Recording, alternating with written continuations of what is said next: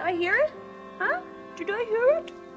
Do you know what I found out? That this 1980 formula stuff, it's a very good year for formula. You know that, huh? Yes, you do know that. Well, I think you have also had enough.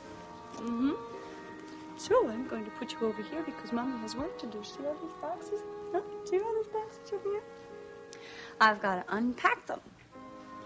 Do you know what's in them? All the stuff your Mommy and Daddy collected. Boy, did we collect a lot of stuff, didn't we? Huh? I never thought we could collect all that stuff. I'll tell you the best thing we collected, though.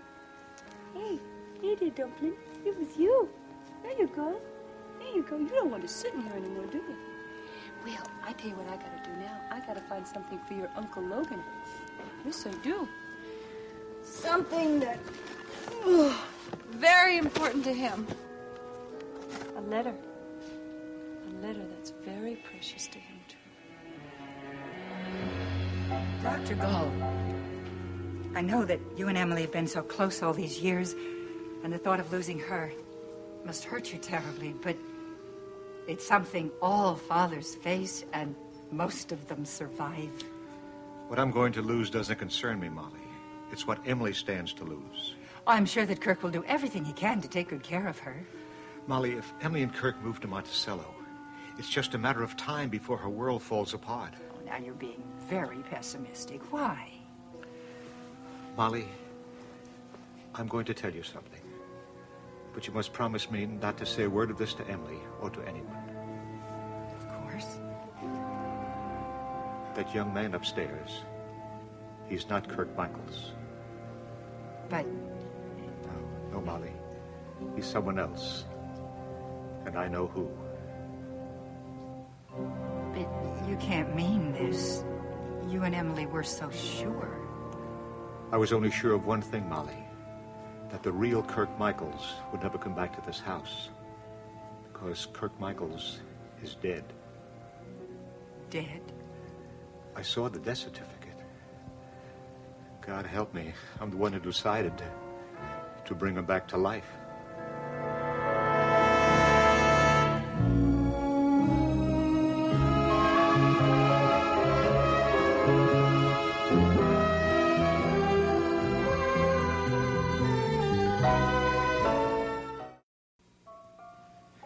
I knew it from the very beginning, Molly. That young man that you and Emily found in our backyard, he was a stranger. He'd been in a terrible accident. An accident that almost killed him and destroyed his memory. Was it that train wreck at Grand Falls? Yes, he was in that accident. And he walked for miles to get here. But here wasn't his destination. He wasn't Kirk Michaels coming home. He was a fugitive looking for sanctuary. A fugitive? From what? It doesn't matter. The point is that he looked just enough the way that Kirk might have turned out 10 years later. Enough for Emily to get the notion in her head that it was Kirk. God knows I should have told her the truth when I found out, but I didn't. Then you yourself confirmed it? You told Emily it was true? Yes, I told her. After I realized how important it was to her, how much it meant to her. Well, it did change her life. She's a new person, a happy person for the first time since I've known her. Her dream had come true, Molly. I just couldn't destroy it. When did you find out who he really was? It was a day or so after. There was a newspaper story on the front page. Thank God Emily didn't bother with the paper. She didn't see the photograph or the headlines that would have told her the truth. Although now I wish she had. It would have been better to get it over with before she became so involved. I never saw it myself, Doctor. Yeah, it was him, all right, Molly. There's no question about it. A young man, an attorney, accused of a crime, sent to prison. That's why he was on that train. A criminal? Then it's true. No, it's not true. He was exonerated. He was proven innocent. It was only too late. This is incredible.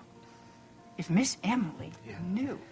The headlines in the paper, Molly, it was about his burial, his funeral service. But how could that be? Oh, the body was wrongly identified. I don't know how. Somehow the deputy on the train was handcuffed to the wrong man. I can't explain it. Maybe you're mistaken. From what I read about the train wreck, there were so many bodies washed out into the river. No, it's no mistake, Molly. It's him. He's from Monticello. and he's well known there. And if he goes back now, someone will recognize him sooner or later. But the fingerprints. What about the fingerprints? Didn't they prove? No, Molly. I faked that experiment. You fake?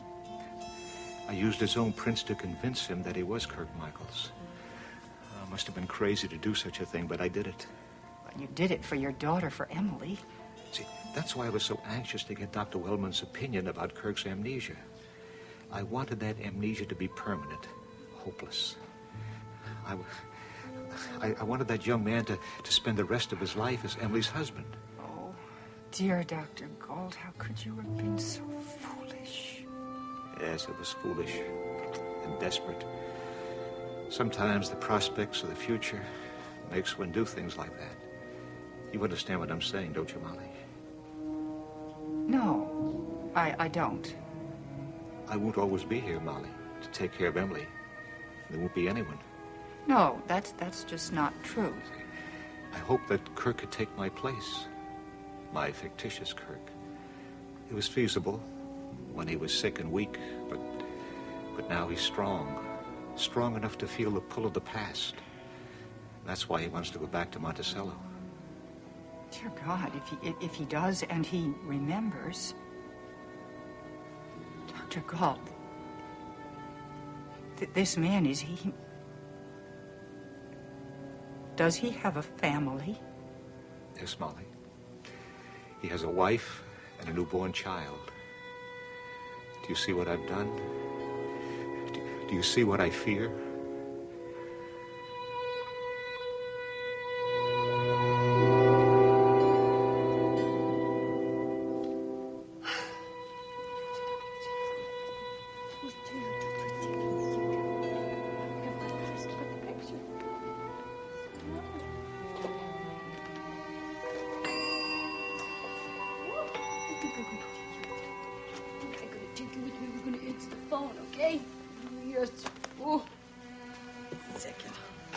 Hello? Oh, yes, Oscar. Oh, good. She's on her way up. Fine, thank you. Bye-bye. See, your Aunt Deborah's coming up to see you. Here she is. Hello. Hello. Hi. You look great. Oh, it's a little housewarming. you. That's sweet of you. Oh. At least it's not breakable. Hello, Julia. How are you? Huh? Look at how adorable she is. Yeah, listen, I should have put her in bed a little while ago, but actually I was kind of anxious to have some company while I worked. Yeah, well, I'll keep you company. I wouldn't mind at all. In fact, I'd like to help you work. Oh, don't be silly. This is a social visit. Besides, I don't know where anything is or where anything's going to go. Well, at least I can help you unpack. Really, I'd be glad to do it. Well, the only thing I really want to unpack is one particular letter. Raven's letter? Yeah, the one she gave me before taking off for London. Do you remember what it said?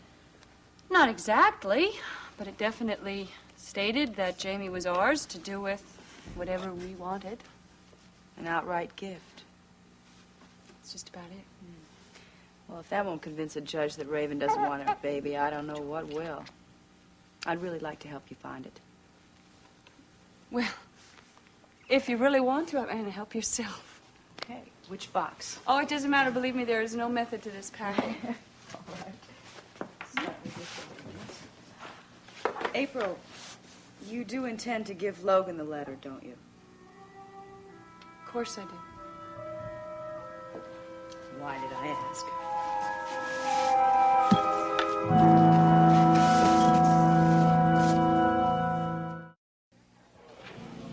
It's very nice of you to do this, Derek. That's my forgiving nature. Oh, I don't think you're the forgiving type, but that's one of the things I like about you. Is it? Mm-hmm. See, I don't think you let people push you around, or you wouldn't have the kind of job you do. Everybody has their limits. God knows I've got mine. And I pushed you right to the edge of those limitations, didn't I? Oh, I can't believe I did that. I actually tried to talk you into using your influence as chief of police to call off your detectives. Derek, I am very, very sorry. So, How do you like taking care of Jamie yourself? I like it a lot, I really do. Doesn't seem to interfere with your social life. No, I have a babysitter. And it's not an armed policeman. She's a trained nurse. Is she? Mm-hmm. I don't see why having a baby should interfere with one's private life. I mean, look at Logan, for heaven's sake. He works every day, nights sometimes. I'm sure he partied all he wanted to, even when Jamie was here. As a matter of fact, I probably spend more time with Jamie than Logan ever did. I don't want to argue. I don't want to argue either. As a matter of fact, I don't even want to talk about Logan. He's not worth it. Logan's still my friend, Raven. This dinner isn't going to change that. Okay. You can think of him as your friend, but just don't think of him as my husband, okay? Because he's that in name only. We were never really right for each other. Well, and separation was the only answer for the two of you.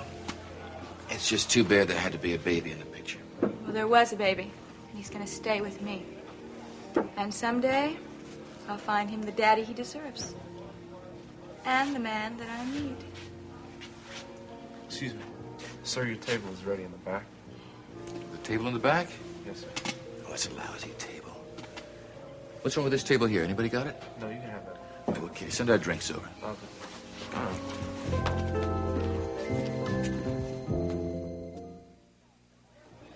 You see, Derek, I need a strong man, and most of the men I know are weaklings. Well, that doesn't sound like my description of Logan. Well, he might be very strong when he's with you, but there are many ways that men show their weakness. Oh? Well, look, if Logan had really cared about me, he would have handled me differently. How? Well, he wouldn't have let me get away with as many things as I got away with. Raven, you've lost me. Well, see, when I was a child, my daddy used to punish me every time I did something wrong. He would stand for none of that childish nonsense. And so I sort of knew what I could do and what I couldn't do. So is that what you're looking for in a husband? A stern father? No, I don't think I have a father fixation. It's just that if Kevin Jameson and Logan Swift had an ounce of the strength that my daddy had... Raven, you're kidding yourself. You think you aren't the kind of man who can keep you in line. But I've got the feeling if anybody tried to put a collar around that pretty neck of yours, you'd scream bloody murder. That's true, I would. Even if it were a diamond collar. As a matter of fact, I did get a little rebellious toward Daddy. I hope you got spanked for it. No, I didn't. Daddy never spanked me. He would never hurt me physically. That wasn't his way. Besides, I was Daddy's little baby girl. That's why my mother was very jealous. We never got along. That's why we still don't get along. Your father's passed away now, isn't he? Ah, yes. Mother remarried. Yeah, I know, too. Draper Scott's father. He told me the story. You have a very good memory. I guess a police chief has to have a very good memory. He also has to be very strong. I like that. Before you start getting any ideas that I'd make the ideal husband, let me remind you about my own unsuccessful marriage. Your wife must have been a fool. No, she was just a girl. Maybe a little bit too young to be married yet.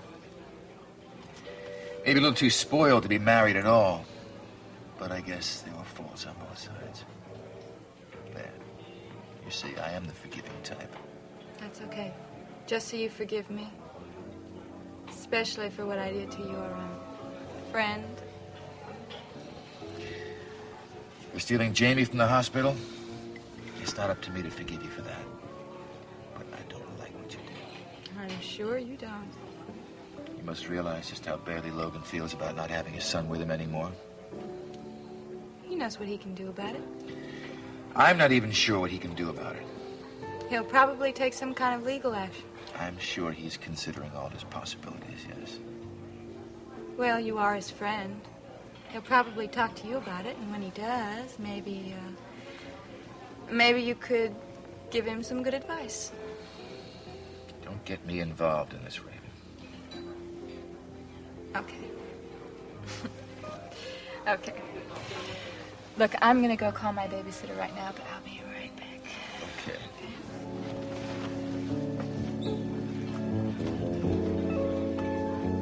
working okay, Mr. D?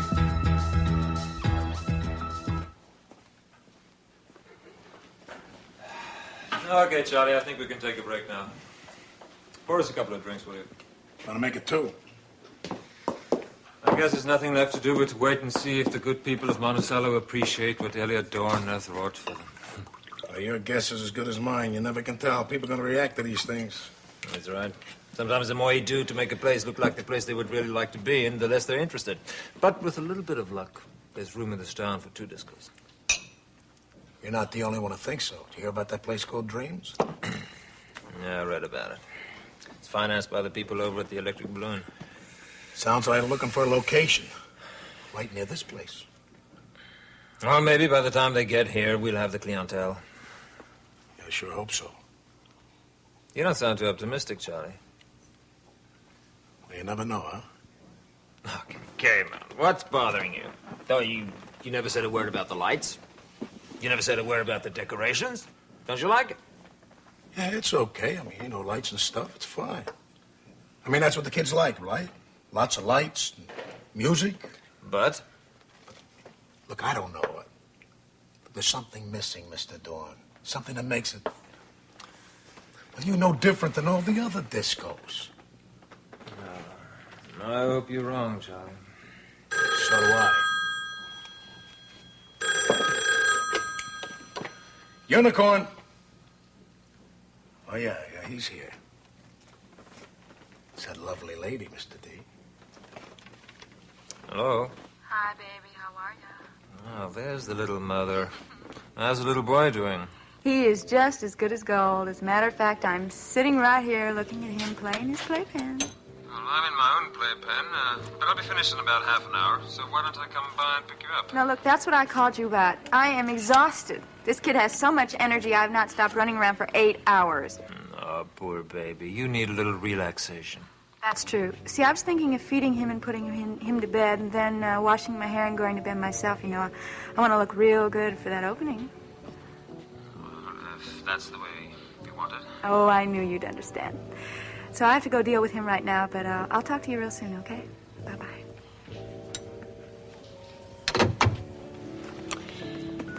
Better call the babysitter.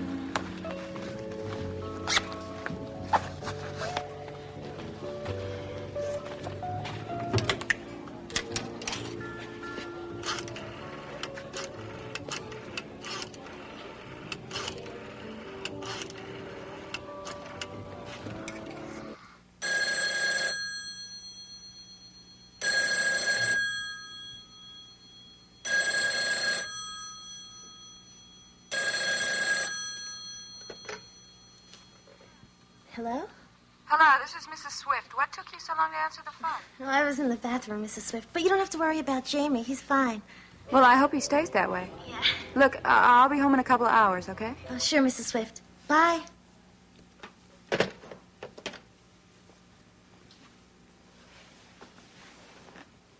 Oh, now, where were we?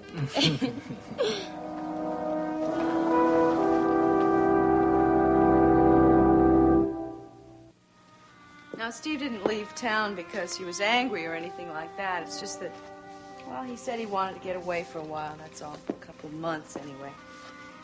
He thinks that when he comes back, I'm going to change how I feel. I think you're really going to miss him. I miss him already. I feel like there's this big vacuum. I know exactly how you feel. I'm sure you do. Back to work, huh? Oh, this will take forever. Wait, Swift adoption. A letter? Yeah. To whom it may concern, I, Raven Swift, mother of Jameson Swift, do hereby give Mr. and Mrs. Draper Scott full and complete permission to raise my son as their own, with complete rights to make any and all decisions on his care, education, and upbringing, and to initiate whatever proceedings they deem necessary for legal guardianship or adoption. I declare that I am Jameson Swift's only legal parent, and make this statement in full confidence and trust that April and Draper Scott will make ideal parents. Here we are, Doctor. Now, is there anything else I can do for you?